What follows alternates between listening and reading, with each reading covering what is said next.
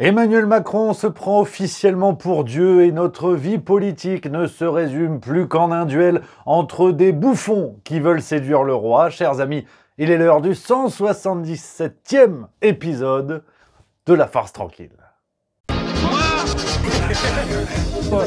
Taisez-vous. Mais cet homme est ahurissant.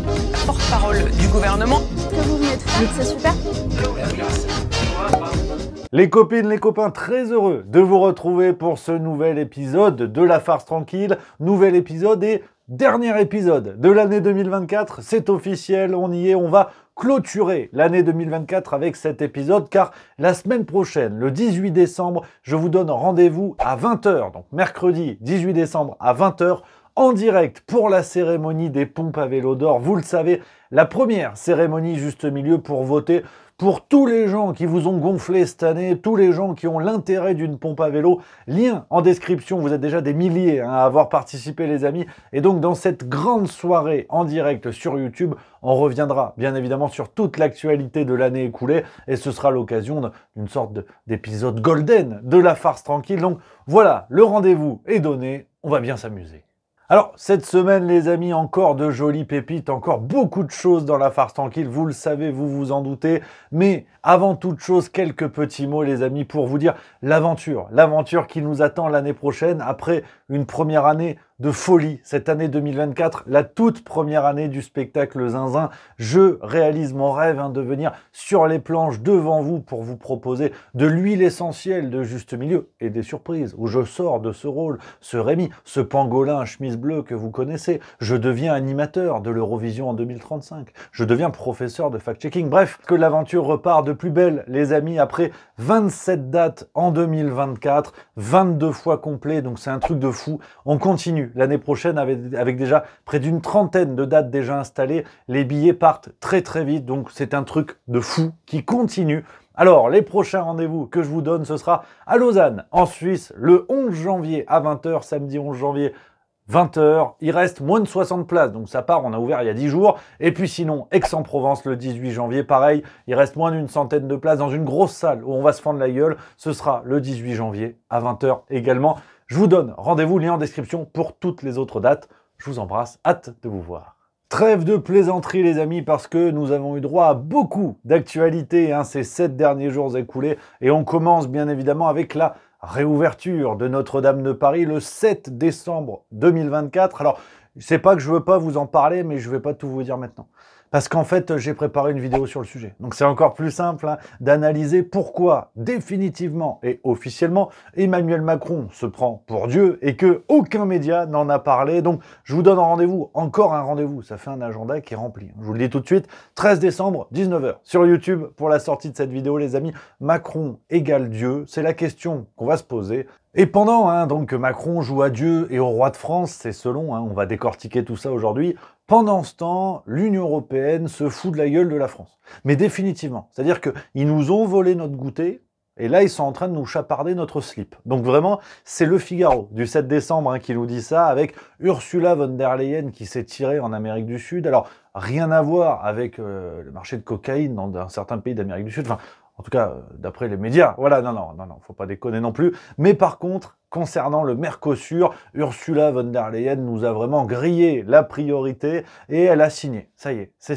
signé. Voilà. Non mais c'est pas vrai. Et pourtant, Séjourné avait dit non, Macron avait dit non, l'Union européenne avait dit non, mais on peut pas signer ça sans l'accord de la France, on va réfléchir. Bon ben voilà. Si vous voulez, aujourd'hui, la parole de la France a autant d'intérêt qu'une belle voix dans un concert de sourds. C'est que vraiment, voilà, laissez tomber. Voilà, la Reine des Neiges décide tout toute seule, et puis nous, tout va bien. Voilà, alors que pendant ce temps, elle est en plein procès concernant les SMS de négociation des vaccins Pfizer. Elle en a absolument rien à foutre, en fait. Et pendant ce temps, en France, parce qu'on a bien plus important, qui va succéder à Michel Barnier, Michel Barnier, le papy brossard de la politique française qu'on sort au goûter. Mais une fois l'heure du dîner, ça commence à faire chier. Donc ça y est, le bordel continue, le bordel a repris de plus belle. Oui.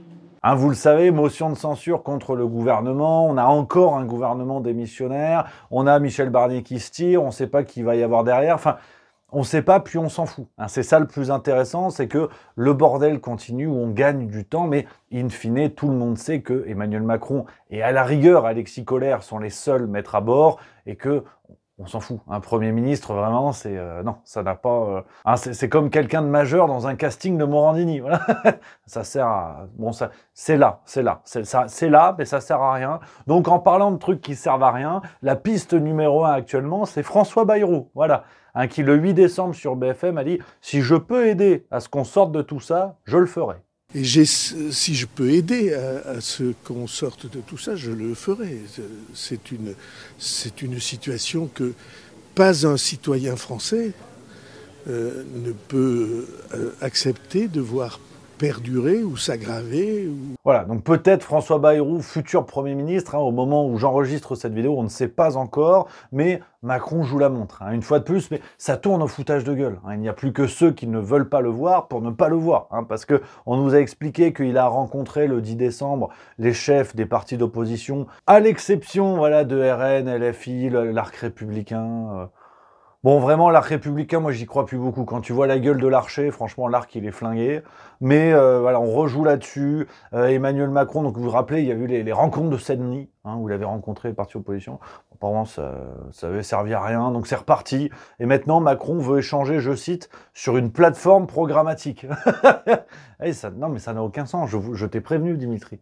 Ça n'a absolument aucun sens. Mais on vous dit ça tous les jours, pour occuper le chaland. Alors que c'est n'importe quoi. À chaque fois que Macron négocie avec des gens, des machins, ça finit mal. Qu'est-ce qu'on attend? La vraie définition de la folie, c'est de répéter à chaque fois la même chose et s'attendre à un résultat différent. Je suis bien d'accord avec la grosse. Donc voilà, la nomination devrait tomber entre le 11 et le 12 décembre, donc affaire à suivre, mais vous connaissez mon point de vue là-dessus. De toute façon, le problème n'est pas là. C'est évidemment la destitution d'Emmanuel Macron qui est l'objectif si on souhaite préserver ce qu'il reste de la France, mais on y reviendra dans cet épisode. Alors, dans l'actualité, parti par parti, on a La République En Marche et Gabriel Attal, hein, qui a été élu à la tête de La République En Marche. Voilà, donc c'est marrant parce que l'ancien président, c'était son mec à un moment donné, c'était Stéphane Séjourné, voilà. Ah donc, La République En Marche, c'est un savant mélange entre Dallas et Retour à Brokeback Mountain. Donc, mais pourquoi pas? Moi, après, voilà. Hein. Bon, là, il était tout seul. L'avantage, c'est qu'il était sûr de perdre parce qu'Elisabeth Borne s'était retirée. Donc, au moins, il était tranquille.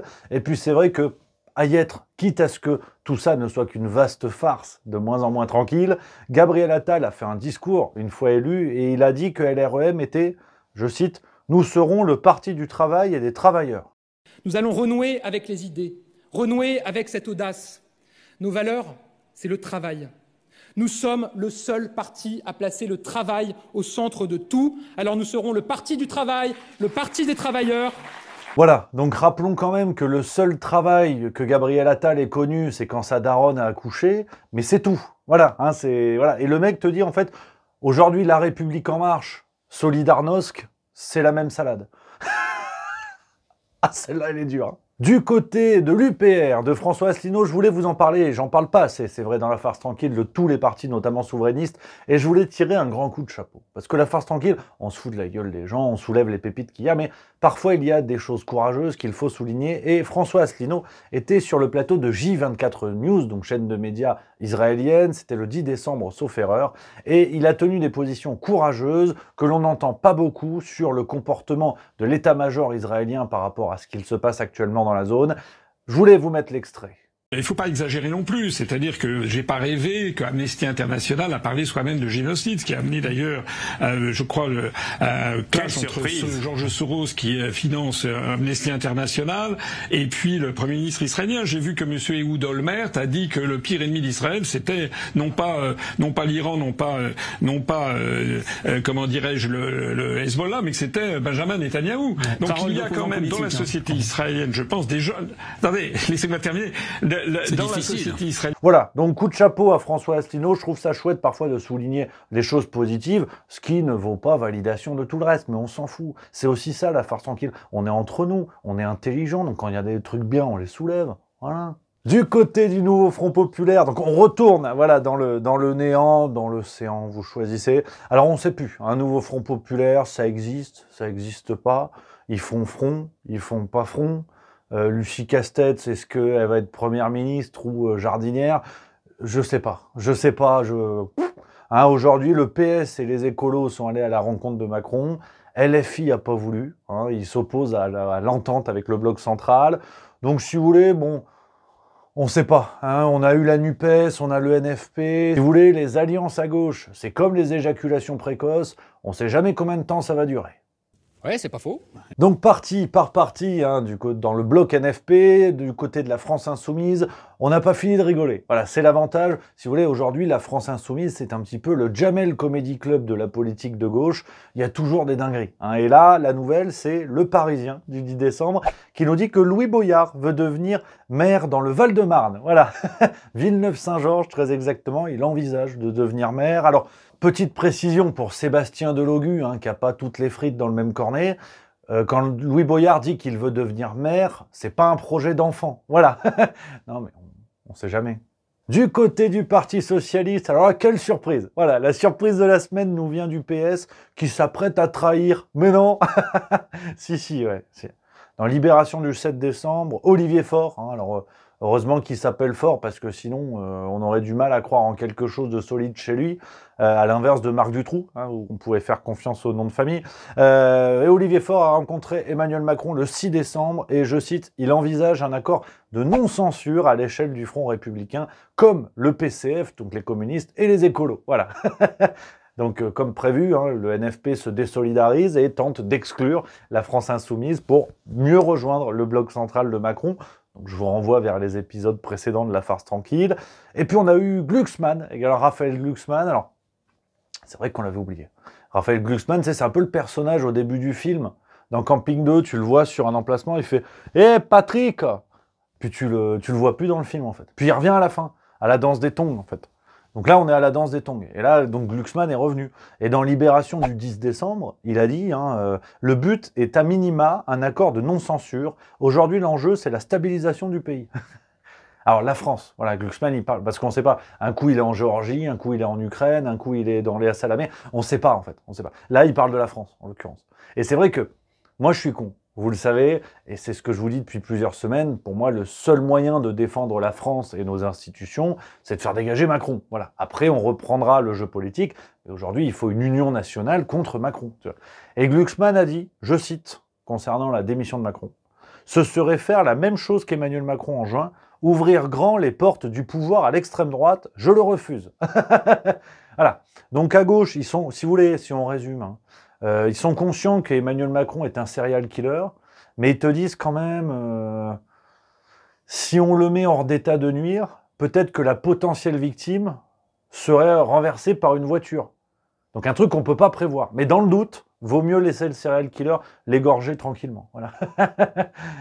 Ouais. Et puis sinon, en parlant de con, on a Ségolène Royal sur BFM le 8 décembre qui déclare « Je suis une solution pour le pays ». Je suis malgré tout ni dans les sondages, c'est quand même très étrange, comme si finalement il y avait un plafond de verre. Qu'est-ce que ça, à notre époque. Sauf tout l'aspect que je vous dois. Je suis une solution pour mon pays. Et c'est intéressant. Il y en a peut-être d'autres meilleurs. Mais en tout cas, je suis une solution. Et je constate. Voilà. Bon, là, j'ai pas de blague. Bon, tu me diras, Ségolène Royal, quand tu vois le comportement de Macron, on est dans le thème, donc à la limite, pourquoi pas. Et puis sinon, hein, le futur chouchou de la gauche nous régale déjà. Karim Bouamran, surnommé par nos médias le Barack Obama de Saint-Ouen, sur BFM le 9 décembre, il a dit « Les Français n'ont pas de problème pour payer des impôts, ils ont un problème pour savoir où va l'argent des impôts. » Les Français n'ont pas de problème pour payer des impôts. Ils ont un problème pour savoir où va l'argent des impôts. C'est ça le sujet aujourd'hui. Parce que, je le dis tout le temps, le budget n'est pas un budget technique, c'est politique. Voilà, hein, la capacité de la gauche à parler au nom des Français, de dire « Mais il n'y a pas de problème, mettez plein d'impôts. » Le problème, c'est juste de savoir que ça aille bien dans la poche de Karim Bouamran et ses potes, c'est tout. Du côté du Rassemblement National, alors on est toujours dans l'attente concernant le jugement dans cette affaire des assistants parlementaires, et puis Marine Le Pen qui a pris son courage à deux mains pour voter la motion de censure, s'allier avec la gauche, ce qui a été très mal perçu du côté de certains électeurs du Rassemblement National. Peut-être va-t-elle en payer les conséquences aux prochaines élections, si elle peut se présenter, voilà, c'est ça le truc. Et pendant ce temps, Jordan Bardella, dans le média Frontières, nous parle de jeux vidéo. Voilà. Mon Call of Duty préféré, c'est Black Ops 1. Black Ops, on est du nom, et je vois qu'il y a beaucoup de gens qui acquiescent derrière vous. que j'ai dû saigner des heures et des heures et des heures. Mais d'ailleurs, ce serait intéressant que les internautes donnent leurs avis. Mais Voilà, parce qu'en fait, c'est cool. Il est cool. Il est cool. Donc, il faut la construction d'un personnage cool. Il est jeune, il fait des jeux vidéo. Alors, il n'y a pas que ça. Soyons honnêtes, à un moment donné, il a parlé de ses lectures. Il a dit que c'était les mêmes que Sarah Knafo. Écoute les lectures. On savait qu'on vibrait pour la même chose. Et nos livres, nos lectures étaient les mêmes. Alors évidemment Zemmour, je sais pas, Buisson, Michéa, Onfray, Guy Luy, Albert Camus. On lisait les mêmes livres, on avait les mêmes références culturelles, les mêmes livres. Alors, sur les lectures, moi j'aime bien.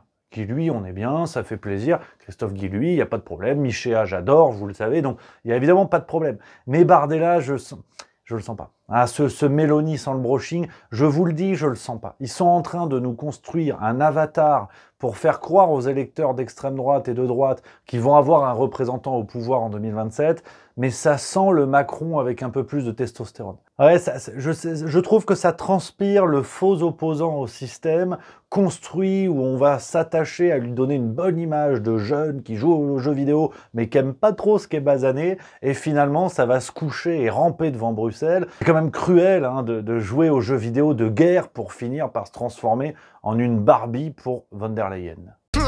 Ça me dérange pas, moi j'aime bien. Et du côté d'Europe Écologie Les Verts, sinon on a Marine Tondelier hein, qui a changé de sa couleur de veste, donc ça c'est important, en attendant de la retourner de toute évidence. Elle a sorti de sa consultation chez Macron, elle a dit « Le président a compris qu'il devait arrêter de n'en faire qu'à sa tête ». La première chose, c'est que le président de la République a compris qu'il devait arrêter de n'en faire qu'à sa tête et de se précipiter dans des nominations qui conduiraient à des censures. Et donc c'est une première leçon intéressante de la journée. Voilà, hein, donc... Et puis sinon, hein, Sandrine Rousseau, toujours du côté des écolos, sur France Info le 10 décembre, elle a dit « Je n'appelle pas à la démission du président de la République, la question se posera s'il reste entêté dans sa volonté de refuser la cohabitation. » Moi, je n'appelle pas à la démission du président. Je pense que la question se posera s'il reste obtus et entêté dans sa volonté de ne pas de refuser la cohabitation. Parce qu'en fait, c'est cela dont il s'agit. C'est la capacité d'Emmanuel Macron à accepter une cohabitation avec la gauche. Tant qu'il est totalement fermé. Voilà, hein, donc une fois de plus, la gauche fait semblant de s'opposer. La seule solution, hein, vraiment l'éléphant au milieu de la pièce, ils te disent non.